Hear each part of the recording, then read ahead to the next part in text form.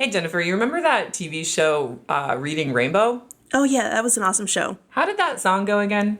Well, today's Levar Burton would probably sing it Butterfly in the Sky. I'd like to see a bitch try.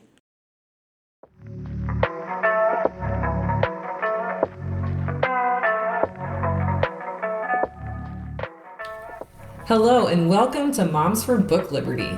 The podcast where a couple of moms fight back against groups trying to control what our kids can read. With each episode focusing on a specific book that has found itself on the chopping block of censorship.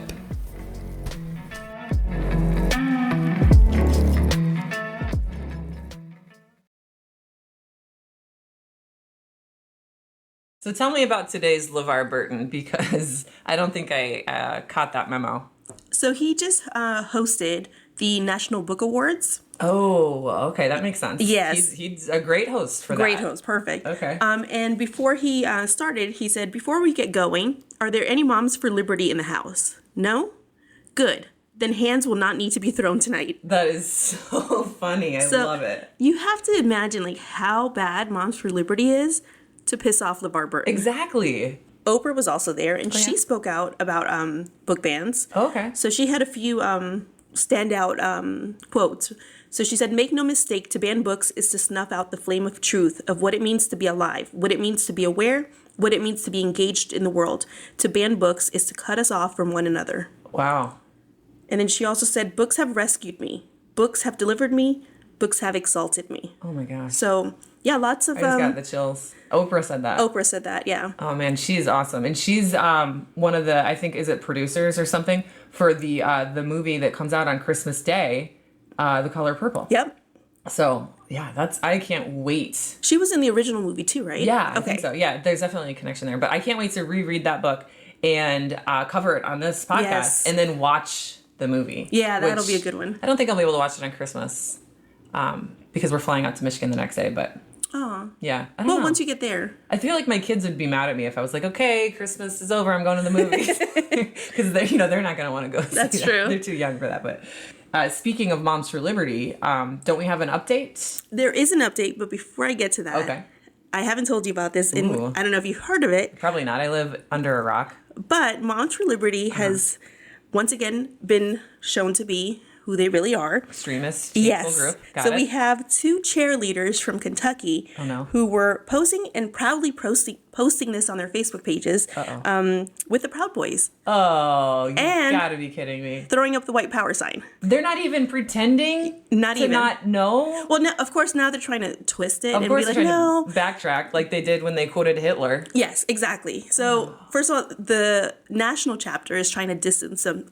Oh, so distance this was the themselves. Kentucky? Yeah. Okay. Well, the national chapter is the one that quoted Hitler, right? No, it was another chapter. Oh. Well, they quote him all the time, so Yeah, I'm sure I at feel one like point or that's- another yeah. they did. Okay.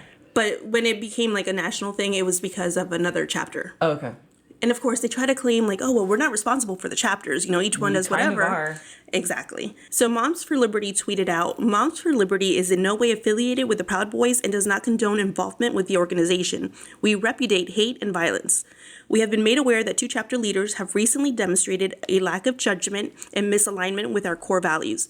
Due to this, those leaders have been removed from their positions. Wow. We will not allow the actions of a few to define the rest of our 130,000 members who, as joyful warriors, stand for truth, build Joyful relationships, warriors. and empower others."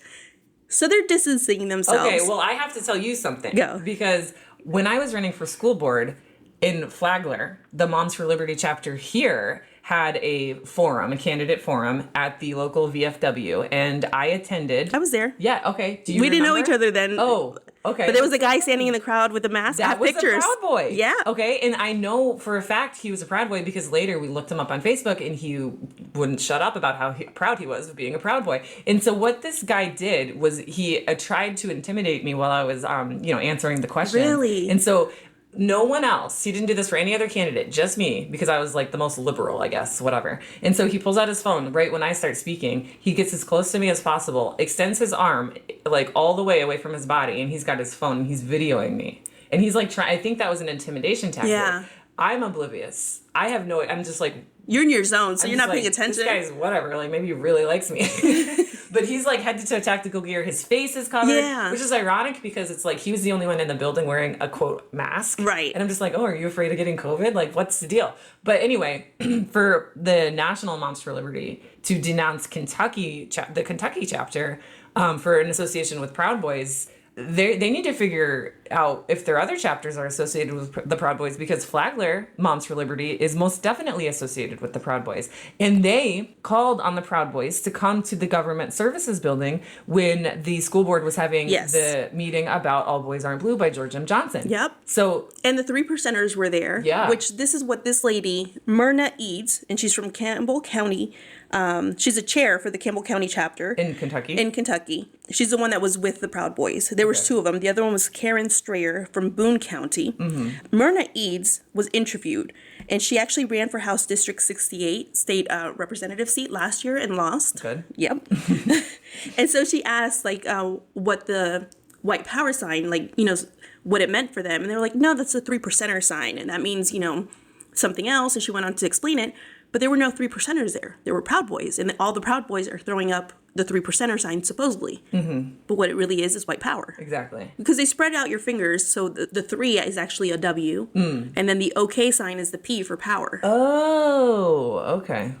So, they're trying to twist it to something it's not. And clearly, like, the national chapter realizes that this looks bad.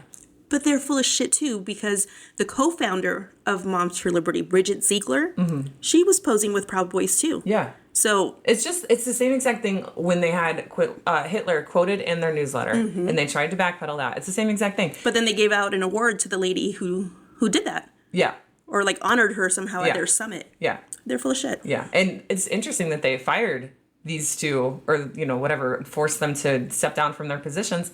They're still listed on their website as a chair. Well, what that means to me is that Moms for Liberty National is realizing how they are coming off. They're showing their true colors. And I watched a TikTok video, I think you sent it to me, Jennifer, of a dad who spoke up at a school board meeting in Virginia Beach, which we need more people to do. And we're seeing more and more people doing this. And we're seeing the effects, but we need more of it. But anyway, this guy's handle is Beezadad at BEEZAY 22 on TikTok. And he just so succinctly summed up everything that Jennifer and I try to say in like every episode. Yes. But what did he say? He said, there's no right way to do the wrong thing. Yes. And I just love that because, so many people, including, the Moms for Liberty and Flagler, think that they're the good guys. Exactly. And he goes on to say in his video that, like, here's how you can tell they're not the good guys. They're labeled an extremist organization. They are seen with Proud Boys. They quote Hitler. They target marginalized groups. That's how you know they're not the good guys. Right. As much as they want to play it up as though they are. Mm-hmm. And even now now they have this new program. I don't know if we mentioned this before, where like their new thing is they want to improve reading skills. Oh, yeah. No, we did talk about that. Okay. Like, their whole thing is like, reading skills are abysmal, or reading levels are abysmal, which they are. Yes. COVID really played a role in that, and a lot of kids are struggling with reading, but, Moms for Liberty's tactics are doing the opposite. Right. In terms of raising reading scores, and we've talked about that in the last episode about the literal science and statistics for self-selection. Yeah. We should put what he said on T-shirts.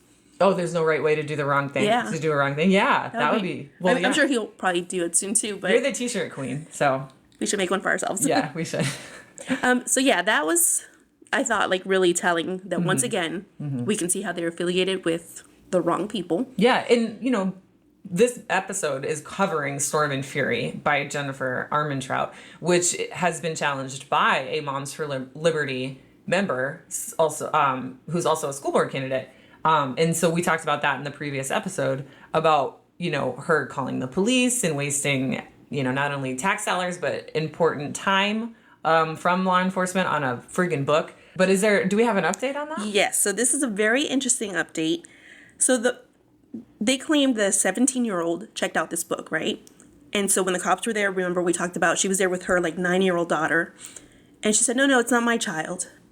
So this Mom for Liberty school board candidate called the cops on a book that was checked out not by her daughter, but by somebody else's child. A 17-year-old. A 17-year-old. Mm-hmm. So now it comes out that the mom of the 17-year-old, they talk a lot about parental rights, right? Right. She didn't know what was going on. Oh my God. And so how she got talked into checking this book out was by another teacher. But this is one of their teachers, a Mom for Liberty teacher. Yeah. And she's responsible for a bunch of challenges to books. The teacher is? Yes. Oh my God. A bunch. So this teacher coerced the 17-year-old in checking out this book? Yes, and handing it over to them. And then handing it over to Moms for Liberty? Yes. And the mom of the 17-year-old had no idea? No idea. So now she's come out and she doesn't want to identify herself or her child. Which I understand. Right. I would be very angry with that teacher. Of course. Not because, let me be clear, not because she's coercing her into checking out a book, but because she's involving her in a political scheme. Exactly. And that's And we're talking about indoctrination, they're always talking about this. And look at what they're doing. If it was a teacher that was like, hey, read this book. You would like this book. As a parent, I'd be like, fine. Teacher's recommending a book. That's totally fine. But like, hey, check this book out and then go tell the Moms for Liberty that you checked it out and you're concerned because it's got bad stuff in it. Like, what? You're using her as a pawn. And that's exactly what the mom said. So the quote from the mom was that they're exploiting her daughter to push an agenda. Wow. There's no way Jennifer Tapley is winning school board. I really hope not. Come on, Florida. I mean... Come on, Santa Rosa County. Do your thing. Well, especially now that Ron DeSantis isn't going to funnel hundreds of thousands of dollars of PAC money into defamation ads, but... He's kind of broke now too, right? Oh, I don't know. I mean, that would make sense. All the money he spent on shipping immigrants to Martha's Vineyard. Yeah, and I think all his donors kind of backed out. Well, his donors are not giving him money. That's what I heard. Anyway. So don't quote me. Not a podcast about Ron and his big boy boots. No. So yeah, like this whole time, they were going around this parent's back to involve their daughter in some political bullshit. That is just not surprising at all. So... Way to go, Moms for... Maybe the national chapter should get wind of this and remove Jennifer Tapley. Yeah. If they want to try and change their image to be, moms that just want to improve reading scores. This is not something that's going to improve anyone's reading score. Now, unfortunately, I think last time we mentioned that the book had not officially been challenged and was still in the schools. But now they're saying that it's been quarantined. Okay. So we don't know when... So it's official. Yeah. Quarantined. I love that that's the language that we use. Like, what a world. Right. We're talking about books being quarantined because of their potential to spread knowledge. Yeah. It's some dark times we're going through right now. No, it's so dark that you just have to laugh. Yeah. Oh, fuck. Like, 3 years ago, quarantine meant something completely different. And now you're talking about quarantine. And they were all about books. take off the mask. Yeah. But now they have no problem quarantining a book. Or wearing full-on face masks to try and intimidate you. Yeah. So, all right. So we're talking about Storm and Fury. You updated me. You gave me lots of juicy information. What else do you have? Or... Well, that was kind of the update for what's going on with the book. Okay. So now we're just going to go into some details about the book. I'm going to read first the the book jacket to give the reader's idea about the book. That's a good idea. And then when we get to anything that we feel, I'll give you like a little bit of just a backstory on it, and then we'll go into more spoilers. Yeah. So at that point, I haven't read the book. I don't plan on reading the book because I have a long list of books. 1 that I want to read, 2 that I have to read. Right. And so this isn't one of those books that I'm going to read. So Jennifer's going to tell me the story. But if you do want to read this book and you don't want any spoilers, then listen for our warning, and then you can, either fast forward 30 seconds or whatever. Yes, exactly. So Storm and Fury is the first book in the Harbinger series. And then it has book 2, which is Rage and Ruin. Book 3, Grace and Glory. And this is a spin-off series from another series, the Dark Element series, which has White Hot Kiss, Stone Cold Touch, Every Last Breath, and a prequel, Bittersweet Love. Okay. So this is my kind of book, so now I want to read all of these. So it's like the genre sort of is like fantasy, but it's like all the characters are somehow connected, and there's like all these spin-off series. So I could really see someone getting into like all of the authors' books. But you don't have to read the Dark Element series to start this series. Okay. So it's like, okay if you didn't, but some of the characters are mentioned in this book, but they're not main characters in this book. But they're likable, and I want to know their story. And then it makes you want to go back and read the other ones. So knowing now that that's what those are on, I want to read it. All right, so I'm just going to read the book jacket. 18-year-old Trinity Morrow may be going blind, but she can see and communicate with ghosts and spirits. Her unique gift is part of a secret so dangerous that she's been in hiding for years in an isolated compound fiercely guarded by wardens, gargoyles, shapeshifters who protect humankind from demons. If the demons discover the truth about Trinity, they'll devour her flesh and bone to enhance their own powers. When wardens from another clan arrive with disturbing reports that something out there is killing both demons and wardens, Trinity's safe world implodes. Not the least because one of the outsiders is the most annoying and fascinating person she's ever met, Zane. Zane has secrets of his own that will upend her world yet again, but working together becomes imperative once demons breach the compound and Trinity's secret comes to light. To save her family and maybe the world, she'll have to put her trust in Zane, but all bets are off as a supernatural war is unleashed. Well, that sounds fun. Yeah, that's right up my alley, right? I like anything that has to do with fantasy and Creatures, vampires, you name it. So Trinity it's not explained in the beginning. And this is kind of a spoiler, but not really because they've already alluded to that. But she is half human, half angel. Okay. Which is known as a Nephilim. Yeah, Nephilim. Yeah, we've read about that. So she is adopted by these wardens because her family... Well, her dad is alive, but he's an angel and up in the sky, I guess. That's right. He's just not around. So she's adopted by these wardens to kind of keep her safe, right? Because she's a target. She's the only Nephilim alive. So she's like... The last. Yeah. Sorry. So she's different. She's different. Okay. But the wardens, most of them, and wardens are gargoyles. Shapeshifters. Yeah. Okay. So it's just another word for... In this book, they refer to them as wardens, but they're gargoyles. Okay. They are under the impression that she's just human. And so just a few select people there know who she really is. And that would be like her adoptive parents, which are Terry and Matthew. Terry and Matthew. Those sound like boy names. Yes. So that is a gay couple. Gargoyles? Gay gargoyles. Which might be why Moms for Liberty had an issue with this. Maybe well, not. I wouldn't put it past whoever. I don't know. Who they get these Moms for Liberty volunteers to like...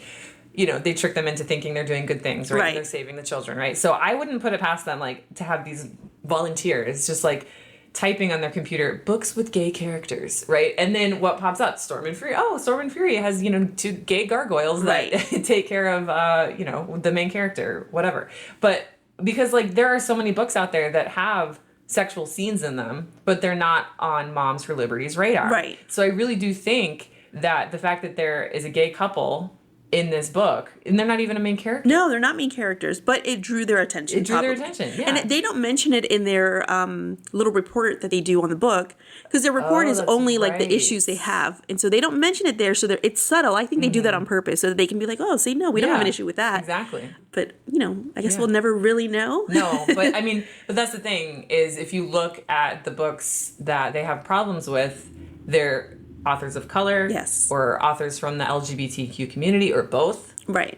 And also the one that we did about Pumpkinheads, that one, I mean, and that was a low rating, but it was still on their website. Right. I think because the author's name is Rainbow. Yeah, and well, they also had the bi character. Oh, that's right. I forgot. Yeah, and because there was, So if you read between the lines, you can kind of figure out what their issues are.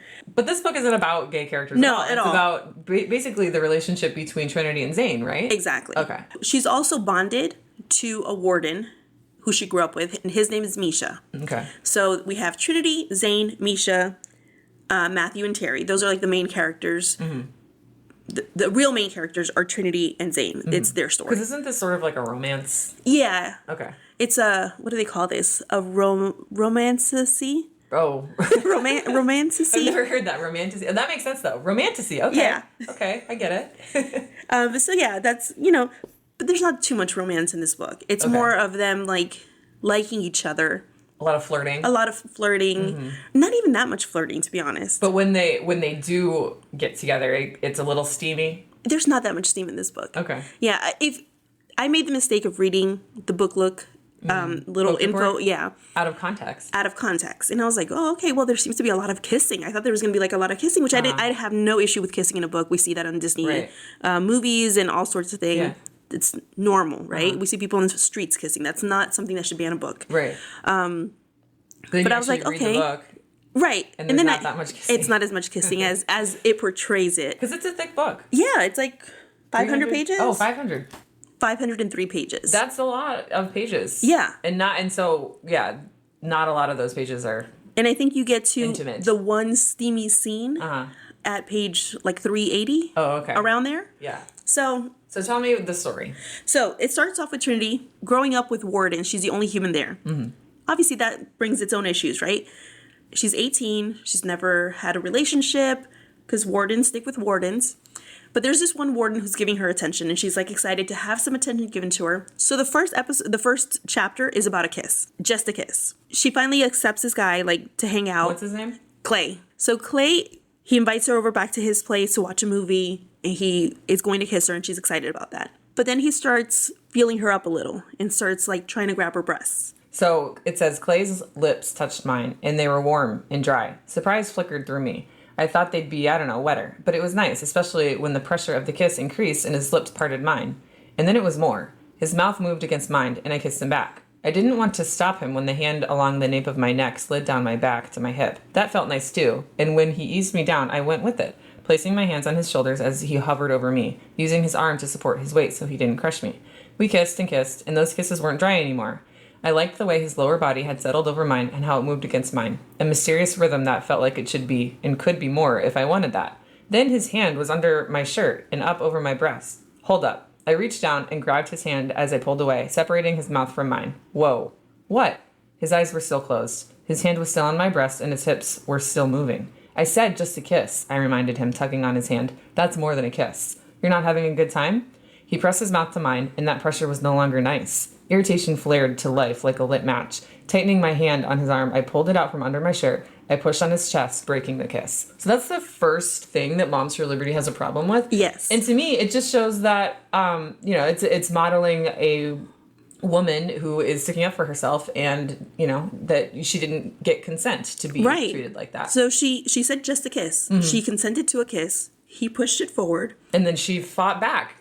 So what's the problem with that? I fail to see the issue there, like how that's something worth banning a book over. Yeah.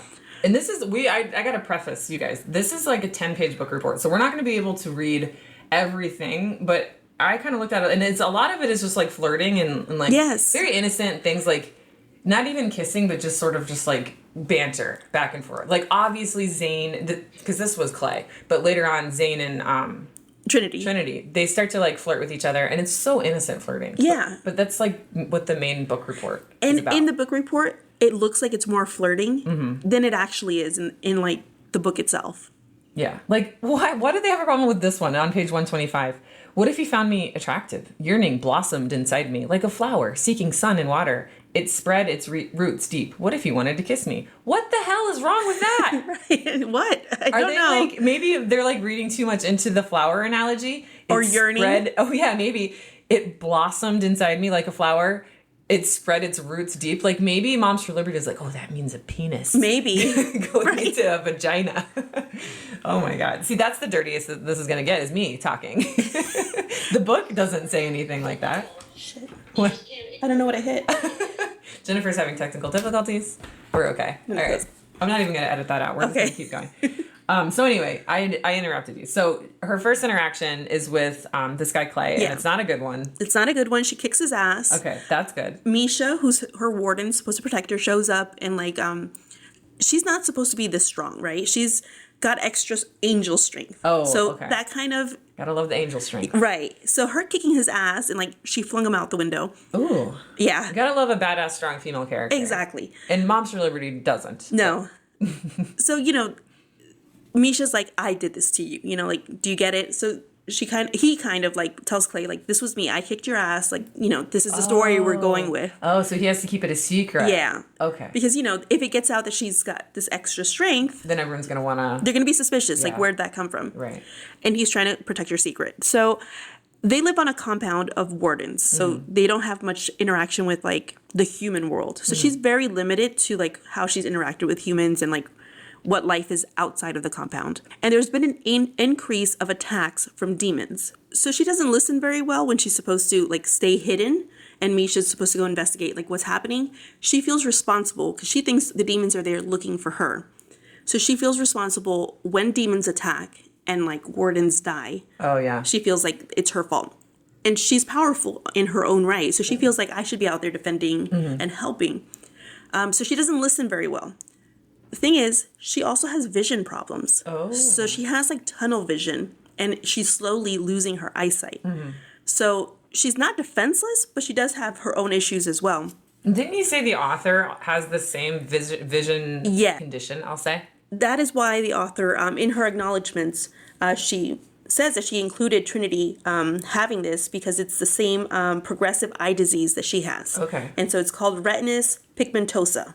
And it's a group of rather rare genetic disorders that involve the breakdown and eventual death of retina cells. Wow. So this is a real disorder in a fantasy book where a character also experiences it, which is, no pun intended, but visibility for diseases, in people with conditions or impairments. That I think that was just a cool aspect that the author actually wrote that into the main character about herself. So, and the fact that she's just such a strong female character, but she has this impairment, but it doesn't keep her from being a strong female character is really important for readers. Yeah. What female or not, or non-binary, whatever, any sort of reader that is a part of the, impairment community or whatever. Right. This is their, like I said, no pun intended, visibility of seeing an actually like strong badass of a character. Exactly. Yeah. So this is, again, very important, right? So where was I? She was being attacked by demons. Yeah. She doesn't listen. She goes out. They have a fight with like some lesser demons. As they call them, lesser demons, which are like low-level ones. And they're controlled by higher demons. It's a whole thing, right? Because of all the attacks, Zane comes to the community with two of the leaders from his compound. Okay. And so they usually don't have visitors because Terry and Matthew really try really hard to protect Trinity from visibility. So here comes Zane, and they have like an immediate, like, they just can't help but like sense each other. Yeah, like she always knows where he is. He always seems to find her, that kind of thing. Their first interaction is she's walking, right? And she doesn't have good vision, so like she doesn't like people sneaking up on her. He doesn't know that she has vision problems. So he's coming up behind her and she senses him and she's just been attacked. So she's on edge. So she turns around and she grabs his hand and she drops his ass. Oh my God. And he's like, what the fuck? Like, I'm going to marry that girl. Yeah. Well, at that point, right, he's just like, okay, you have problems. Yeah. And she's like, don't sneak up on me. So they keep having like these little like interactions like that where she's attacking him or like they're going back and forth. Right. They end up getting attacked again by demons. Okay. And this time it's one of the higher level demons that come in and they kidnap Misha, which is her warden. Okay. Which they have a bond. So if anything happens to Trinity, Misha automatically dies. Like if Trinity dies, Misha dies. Okay. But if Misha dies, Trinity just gets another warden bonded to her. Okay. But there's a link so she can sense if he's alive or dead. So she knows that he's still alive. So her goal now is to rescue Misha. Okay. So she tells Matthew and Terry, like, I'm going to go rescue him. You can't stop me. I'm 18. And so Zane is like, you can come, the demon that attacked you is usually around in my area. So, we can figure this out. So they go to Washington, which is Washington, D.C., where his compound is. But he lives on his own. And so because you're trying to protect Trinity from being discovered as non-human, they decide that the best option is for her to stay at his place instead of the compound. Okay. So a little bit of the one bed trope is in here. And I bet he's like a perfect gentleman and offers to sleep on the floor. Yes. Well, on the couch. On the couch. Okay. So he is a perfect gentleman. He treats her very respectfully. But they obviously now they're in close quarters. They're spending a lot of time together. So there's the connection between them grows. And they both sense it. Neither one of them really is acting on it. I think at one point too, this might be before this part, but I know that Moms for Liberty made a note, and I'm not going to read it, but basically like she knocks on the door or something and he just got out of the shower and he's in a towel. Yeah. But like, I'm not going to read the scene, just because if I read everything from this book report, this episode would be really long. But basically he was just in a towel and she was attracted to him. Right. And if you read it from like their perspective, like what they wrote or what they copied, it seems like it was a little bit more titillating than it was. But nothing happened. Nothing happened. And it's just, he just answered the door. He answered the door, fresh out of a shower. Yeah, yeah. And then he changed. And she liked what she saw. Right. But you got to remember, this book is rated for like 7th grade and up. Right. And the character in this book is 18 years old. Right. Like, here's another one on page 191. I think they have a problem with the word pleasure, because this one says, I said it would be my pleasure, those pale eyes fixed on mine. Then your idea of pleasure must really differ from mine. You know, he rolled his lower lip between his teeth. I'm going to have to agree with that. Come on, get your blades, I'll walk you back. They don't even know what they're talking about because they haven't read the book. Right. These like 2 sentences or 3 sentences have been completely taken out of context. They think it's sexual in nature, but I don't think it is. I don't think it is either. I think that was after a fight. Yeah, because the blades that they had. Yeah. And not because at first I thought it meant roller demons, but it didn't mean roller blades. No. It's not that kind of book. Moms for Liberty must have a problem with the word pleasure. Or women having pleasure. Yeah. Ooh. They don't mind it when men have it. You just hit the nail on the head. So they're in D.C. She's sleeping in the bed and he's sleeping on the couch because he's a gentleman. Yeah. They're looking for Misha. And along the way, obviously, there's a lot of fight scenes with other demons as they come across them. So demons are considered bad, right, in this book. Mm-hmm. Except Zane, he works with demons sometimes. Okay. So he introduces Trinity to some of the demons that he knows, which are some of the higher level ones, too. Mm-hmm. And she realizes they're not all bad. They're not all bad. Interesting. That's a metaphor for something. They're, right. You know, like not to judge people just based on what you've heard about their race. So yeah, there's that in the book as well. That's important. And then also like the wardens are supposed to be the good guys. Uh-huh. But a lot of wardens have tried to kill her. Okay. And so here's a spoiler. Right. Oh, spoiler. A warden killed her mom. Okay. So, you know, they're not all good either. Right. So you see the balance between what you consider good and bad, and you see that there's always the opposite. You know, just because they're considered bad, not everybody in that bad group is bad. Yeah. Not everybody in the good group is considered good. Yeah. Just another example of a fantasy book that does a great job, it sounds like, of interweaving like real life themes. Yes. In terms of, you know, don't always judge a book by its cover, or in this case, you know, a person, whether or not they're a demon or a gargoyle, right. or black or brown, for example. So like, you know, I personally, I love it when books do that. Yeah. Especially when they're fantasy books geared towards younger audiences, like, you know, 14 and up. It's really important for those adolescents to see it in a different perspective. Exactly. And then of course, whether you do it consciously or subconsciously, they apply it to their lives. The readers apply it to their everyday lives. Which is where the empathy comes in and why they keep saying these books are important. Mm-hmm. And she has that. She has that dialogue within herself, you know, like where she's talking to herself, Trinity, where she's like, you know, I've had it all wrong. Mm. You know, I thought they were bad, but now I'm seeing that they're not all bad. So it's discussed in the book. And to me, that was more relevant than the kisses were. Right. Exactly. Yeah. So now they're in DC. They're fighting. They get all these... get into fights with demons. They get help from demons, trying to find out where Misha is. And the demons are terrified of her because she is a powerhouse. She has like this hidden power that when she releases it, she transforms into like basically like this glowing orb. Ooh. And like she has a sword that like appears in her hand and it's like dripping like lava. So she could basically just slice through a demon and like incinerate them. Yeah. So yeah, I hope they make this into a movie. Right, it would be a good movie. Yeah. So they're afraid of her, but they're still willing to work with her as well. It gets down to the point where they find out that Misha might be at this place. They go looking for him there. Place is completely empty. So it's Trinity, Zane, and then one of the demons, Roth. And then I haven't mentioned these two characters. And then Layla, who is a half demon, half warden. And she was raised with Zane. Now, those two characters, they're from the first series. Those are the spin-off. Okay. Their stories are really told in the first series, the Dark Elements series. The four of them are in this house, basically, looking for Misha, but the house is completely empty. There's no clues to anything. When they get completely surrounded by a bunch of demons. So this is like, we're getting to the end of the book. I think from here on, it's spoilers. Anyone who doesn't want to listen, you don't have to. So they're surrounded by a bunch of demons, and they're outnumbered, right? So they come out, and they're like, fuck it, we're going to fight. Let's do this. Let's do this. Get your golden sword ready. Right. So she goes out there, and actually at this point, she's still hiding it, right? Oh, okay. Because they're here for her. Like, right. they at this point, they have figured out what she is. Okay. If she bleeds, the lesser demons become like... Oh, they can smell it? They can like smell it, yes, and they want to eat her. Like, they'll like destroy her. Okay. So she's trying not to bleed. Right. So she's just out there, and Zane is protecting her in his gargoyle form. Layla and Roth are like kicking ass because they're obviously demons or half demons, but they're overpowered. Right. And so Roth is madly in love with Layla. Okay. And so that's his priority. So when Layla gets injured, he's like, fuck this, he's trying to help her. Yeah. But they're surrounded, right? And so Trinity's seeing that they're being, they're getting their asses handed to them, and they're going to die. Yeah.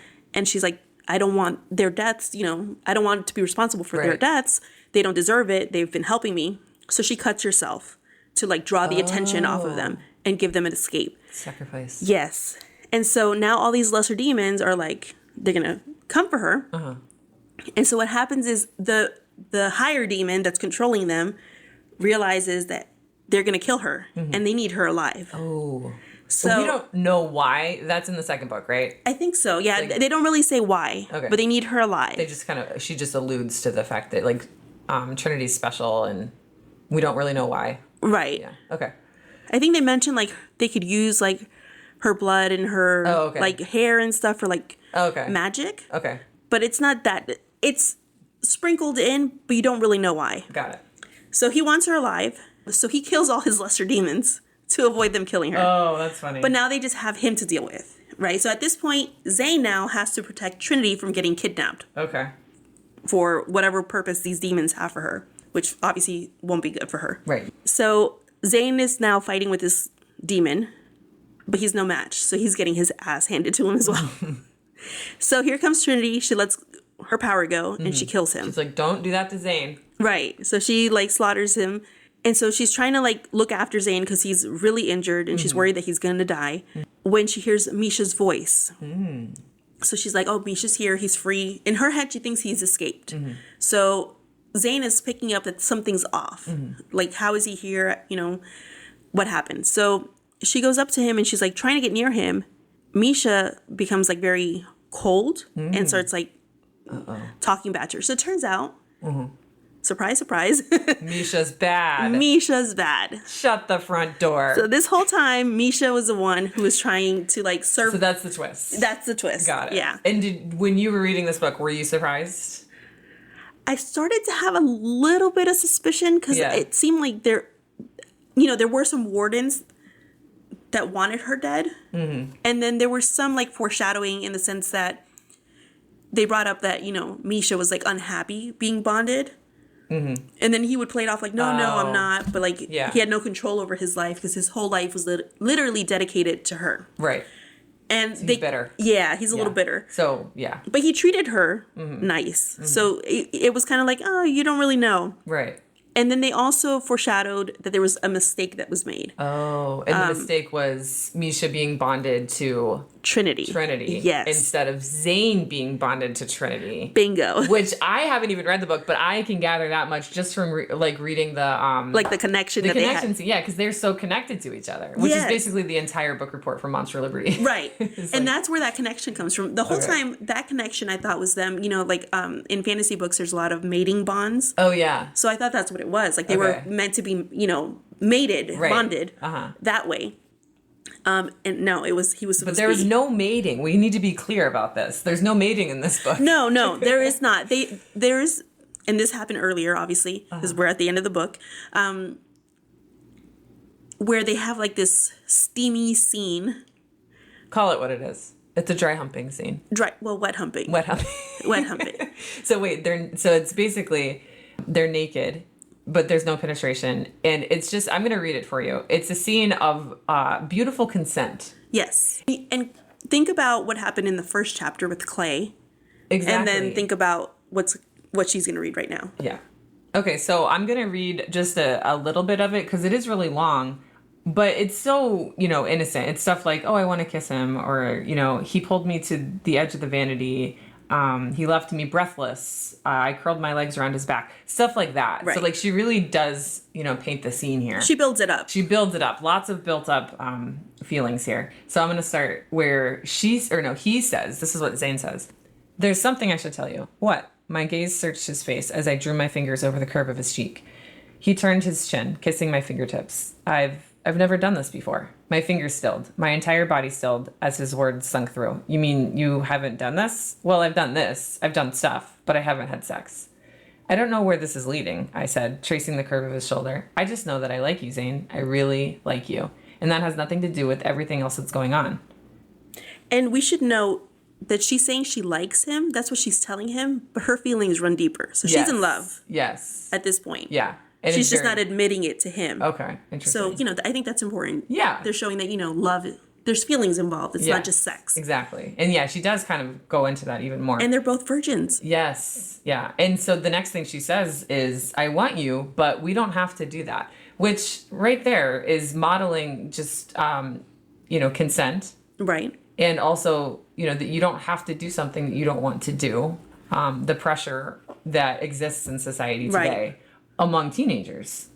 And then he says, no, we don't. He lowered his head and kissed the corner of my mouth. Then he spoke again. But there's other stuff we can do. And that's basically what the next 2 or 3 pages, it seems like.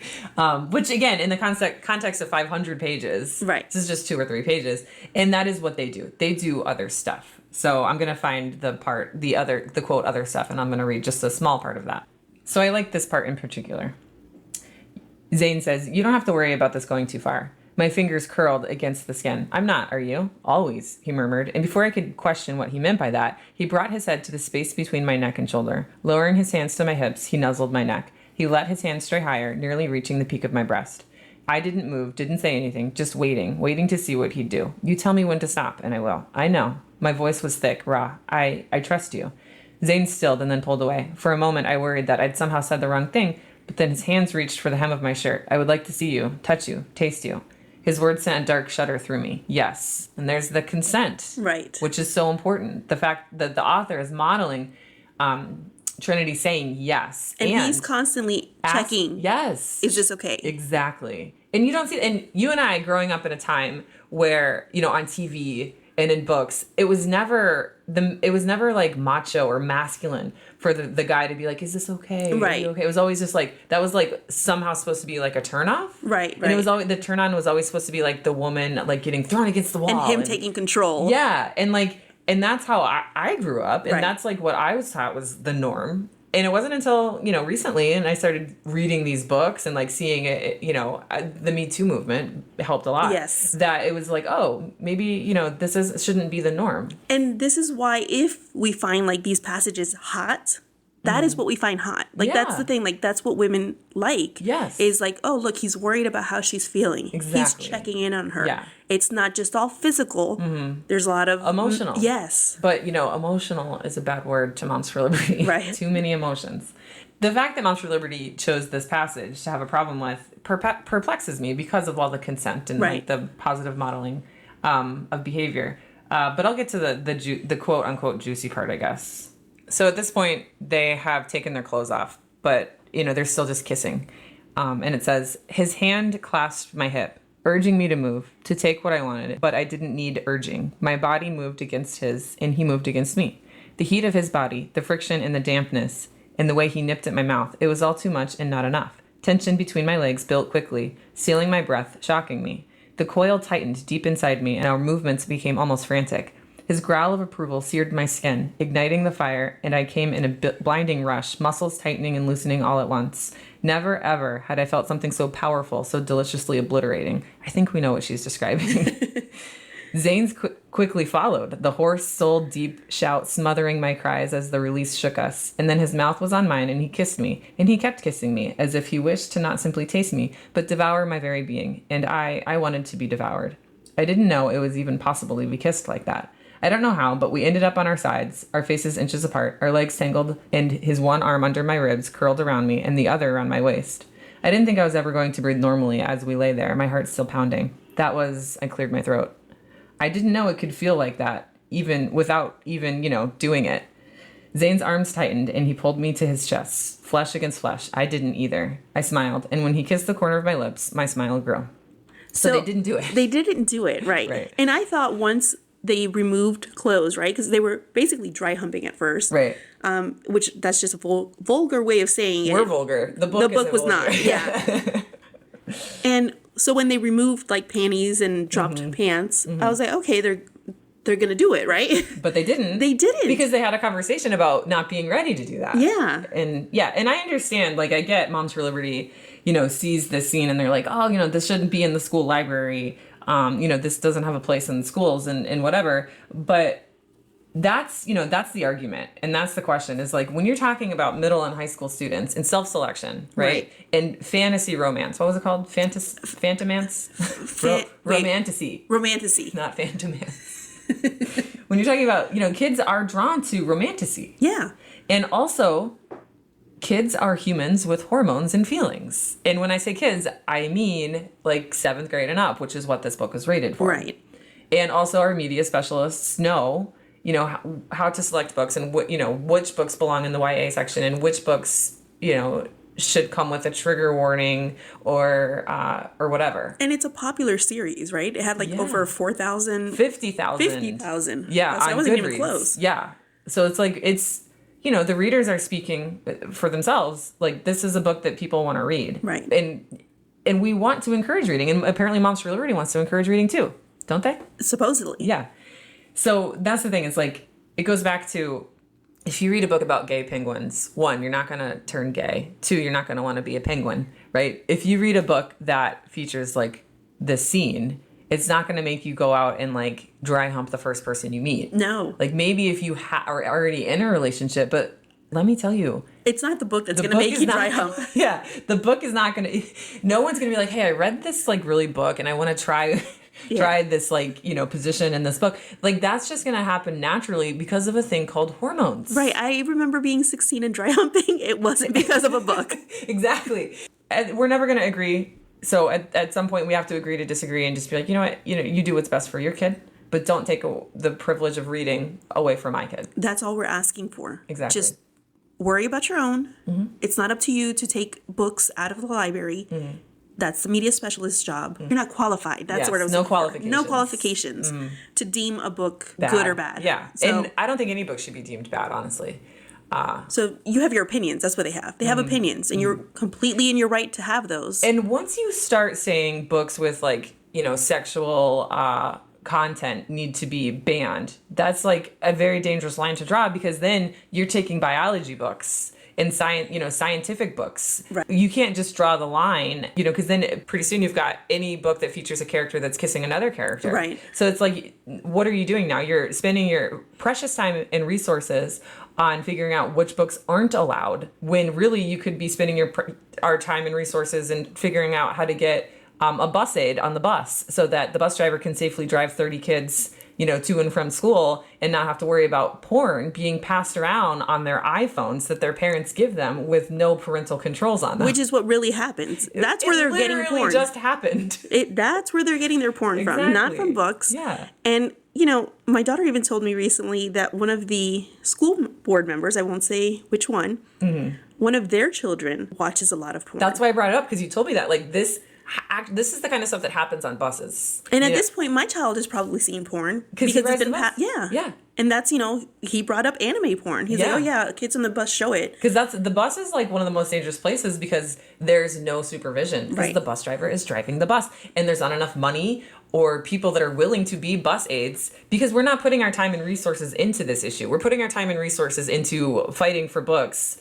In our case, and in Moms for Liberty and parents of, that perspective, they're trying to get these books banned when really they should be worried about what's happening on the bus. Right. And I had to talk to him about how these, look, I know these videos are being passed around. If you've seen it, you just have to understand that's not realistic. Yeah. That's not, a lot of these videos always show women being degraded. Yeah. That sex is something that is done to a woman instead of with a woman. And then, as an adolescent, if that's impacting your neurological connections, it's going to result in, like you said, these expectations that aren't realistic. And that's going to negatively impact their life. Right. And their relationships. While this book is showing how to help. The complete opposite. Right.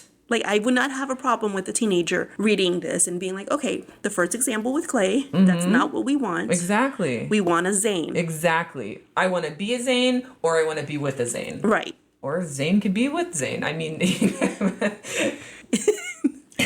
But I mean, we have books that have that. Yes. And they want to remove them. Exactly. So. Yep. That reminds me of something that Pete Buttigieg said. Someone was like criticizing him for, being a gay dad, and was like, I wish someone would just come to my house and see what happens when we get home. I'm making macaroni and cheese, and my partner is helping them do homework. And if someone were to just come in and see, two gay dads raising their kids, all they would see is love and kindness. They wouldn't see dark and sadistic, like sex acts, which is what people are labeling them as. Like, it's just love. It's just a normal family. Yeah. So on that note, don't ban books. Ban bigots.